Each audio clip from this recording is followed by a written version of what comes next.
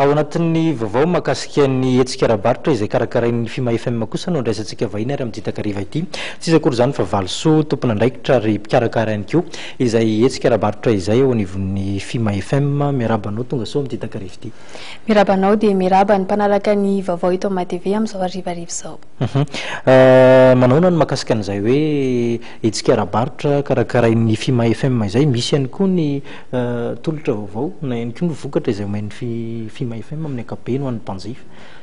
Ny FIMA FM na ny Finance Management for Madagascar zany dia mikarakara ny promo price izay hitantsika ao amin'ny Palais des Sports Mahamasina ny 7 hatramin'ny 17 ny volana Jona ho avy izao.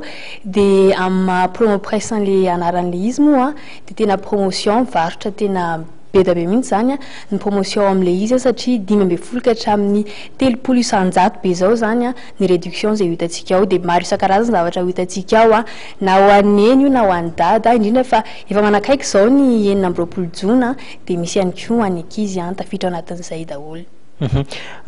Tazana eto ambany masy eto zao misy ny ataontsika hoe teknôlôjia avolenta izay hoentinao amin'ity takariva ity tablety izay no ahafantarany maro azy. Misy karazan-droa izy reto, inona fa isan'ny tazana ao anatin'ny hetsika izy reto afaka ampahafantarinao mpijery ve ny mahakasika azy reto inona ko atolotra ho avy ihany koa izy reto. Eny tompoko misy tablety mihitsy atolotry ny FIMA FM na hitantsika any amin'ny promo price amin'ity première édition ity.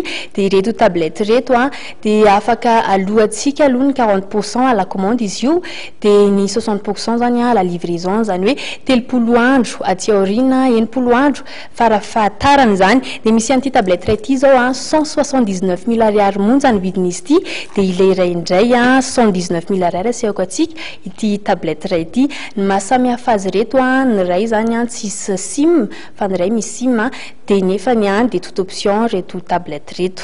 Zany hoe raha ohatra zany ianao mbola tsy ampiampy ohatra ny volanao dia afaka commande fotsiny ianao mandoa le 40% dia afaka restao iny 30 andro na 90 andro aty aorina. Fa raha toka tianao azy eo le tablety zany mandritra ny promo price dia isy ny fisariana tablety 100 isan'andro no hosariana amin'ny alalan'le ticket kely izay arotsaka ao anatin'le vata. Ankoatra reto tablety izay nentin'ny valosoa tamin'ity takariva ity dia maro ihany koa araka ny nambarany teo ireo karazana entana ho hitany amin'ity hetsika ity.